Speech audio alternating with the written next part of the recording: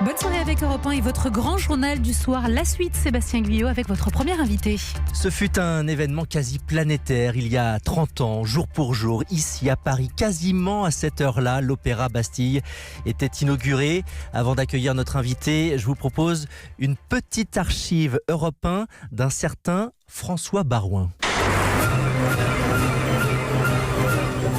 C'est Ruggero Raimondi qui a ouvert hier soir le spectacle inaugural de l'Opéra Bastille la nuit d'avant le jour. Une première placée sous le signe de l'émotion. Émotion, ovation aussi, ce 13 juillet 1989 pour François Mitterrand. À ses côtés, George Bush, Margaret Thatcher, Helmut Kohl, une trentaine de chefs d'État au total, 2700 invités et bien sûr, vous, Jack Lang, bonsoir. Bonsoir.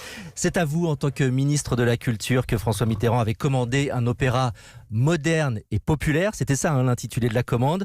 Vous allez me dire 30 ans après que le pari est réussi, que le contrat est rempli, mais honnêtement, entre nous, populaire l'opéra, on se trompe d'adjectif, non? C'est toujours élitiste. Si vous entendez par populaire l'idée que la totalité des citoyens de France et de Navarre iraient à l'opéra, en effet, ce n'est pas populaire dans ce sens. D'ailleurs, aucune institution culturelle n'est populaire. La fête de la musique que vous avez créée. La fête de la musique, populaire. oui, parce que là c'est autre chose, parce que les citoyens, c'est ce que j'ai voulu d'ailleurs, sont acteurs de l'événement. Oui, mais l'opéra ne l'est pas aujourd'hui. Oui, mais il y a eu quand même des progrès gigantesques. À l'époque, lorsque j'ai vraiment voulu, s'il était un projet pour lequel je me suis bagarré contre vents et marées, c'est la construction de l'Opéra Bastille. Ça a failli jamais voir le jour. Ah non, ça s'est failli se casser la figure 10 fois, 20 fois. Et à ce moment-là, je partais de la constatation que le Palais Garnier, magnifique édifice, ne donnait que quelques représentations par an. Pourquoi ? Parce qu'il était obligé d'être en même temps salle de répétition, pour le ballet, pour l'orchestre, pour les spectacles, pour les petits rats de l'opéra. Bref, on étouffait à l'intérieur de Garnier. Et mon raisonnement, qui n'était pas le mien seul, c'était celui de Pierre Boulez et de tous les vrais passionnés d'opéra, était que si on ne construisait pas un nouvel opéra, l'opéra déclinerait. Et donc là, en effet, il y a plusieurs salles. Il y a une arrière-salle aussi grande que la première qui permet de faire des répétitions. Donc ça, c'est l'avantage. L'acoustique aussi est exceptionnelle à l'Opéra de Paris. Malgré tout, il y a eu d'énormes critiques. Souvenez-vous de ce que disait un certain Pierre Berger à la tête des opéras de Paris à l'époque. Ces querelles sont derrière nous, toute cette bataille épouvantable entre directeur musical, opéra populaire, pas opéra populaire, tout ce qu'on a dit, c'est terminé, l'opéra ne devait pas ouvrir, eh bien il va ouvrir, je ne devais pas avoir de directeur musical, eh bien j'en ai un, on ne sait pas quand on ouvrirait la saison, eh bien elle s'ouvrira au début de 90, tout ça c'est clair. Tout ça c'est clair, disait Pierre Berger. L'architecture notamment de l'Opéra Bastille, conçue par le canado-uruguayen Carlos Haute, est toujours aussi décriée. Qu'est-ce que vous en pensez honnêtement de cette façade ? D'abord, je n'ai pas complètement répondu à votre première question, c'est qu'on est passé de 100 000 spectateurs à près d'1 million. Le public s'est considérablement rajeuni. Il faut y aller. Hier soir encore, c'était assez éblouissant de constater que tous les âges se mélangeaient. Par ailleurs, il y a eu toute une série d'actions vers les quartiers populaires, en particulier les opérations collège au cinéma qui associe des jeunes de différents quartiers. Il y a eu l'effet Bastille sur les opéras de province qui aujourd'hui sont en pleine efflorescence. Donc je dirais l'opéra conquiert progressivement de nouveaux publics. Alors il y a eu les places à 10 € aussi, mais aujourd'hui il y en a très peu. C'est même 5 € si on veut aller voir un opéra, mais on est debout, donc on voit pratiquement pas grand-chose, on s'appuie sur une barre molletonnée, c'est pas l'idéal non plus. Non, écoutez, il y a beaucoup de places, je n'ai pas en mémoire les chiffres, mais il y a vraiment un grand nombre de places à 20 €. Par ailleurs, le prix des places est l'un des plus bas de tous les opéras du monde. Beaucoup plus bas qu'à la Scala de Milan, beaucoup plus bas qu'à l'Opéra de New York. Il y a des progrès à faire. La vérité, c'est que le financement public a diminué. Relativement.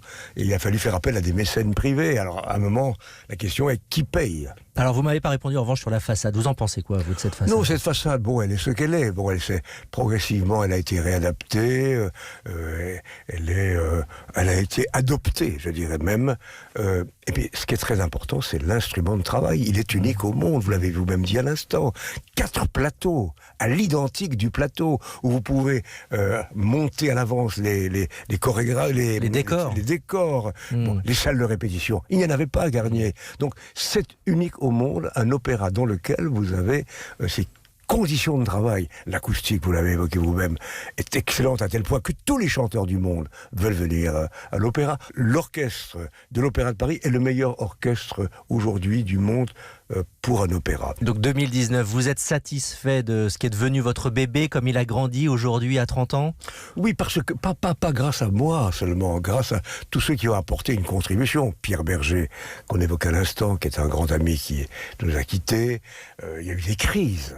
Pas seulement pour la construction ou le choix de l'architecte, mais aussi pour le choix de la direction artistique. Ça a été... c'était compliqué, c'est le moins qu'on puisse dire. Ça a été là l'opéra bouffe. Voilà, sans parler des grèves des techniciens lors des 2 premières saisons, les différents financiers, les différents artistiques. Vous vous souvenez forcément de cette sortie de Françoise de Panafieux qui vous avait dit, alors qu'il y avait plus d'orchestre, votre opéra c'est le Titanic, l'orchestre en moins. Absolument, d'ailleurs elle avait raison. C'était en 1988-89, dans cette phase de transition, avant la mise à feu. Et en effet, il y avait des crises pour le fonctionnement, qui ont été, comme l'a rappelé tout à l'heure Pierre Berger, réglés par la nomination de ce grand chef coréen. Et j'avais envie d'ailleurs d'écrire un livre qui se serait appelé « La revanche du Titanic ». La revanche du Titanic, mais il faut le faire. Je vais le faire peut-être, grâce à vous. Bon, l'avenir de l'Opéra Bastille, c'est également cette salle modulable qui va voir le jour. Je crois qu'il était d'ailleurs dans le projet initial. Hein. Absolument, et c'est sur le qualificatif que vous rappeliez, c'était le qualificatif moderne, c'est-à-dire la possibilité de réaliser des expérimentations très nouvelles. Et je suis très heureux que l'État ait décidé de construire enfin cette salle modulable. Alors vous me direz pourquoi je ne l'ai pas construite moi-même, alors que je l'avais prévu, mais pour des raisons de tactique ou de stratégie. C'est-à-dire nous étions en 83-84. Je savais qu'il y aurait alternance en 86. Et je voulais créer l'irréversible. Je savais que l'opposition était hostile à l'opéra. Donc j'ai centré tous nos moyens, tous nos efforts vers la construction de la grande salle. D'accord. Et donc, quand M. Chirac est devenu Premier ministre, il a tenté de raser tout ça.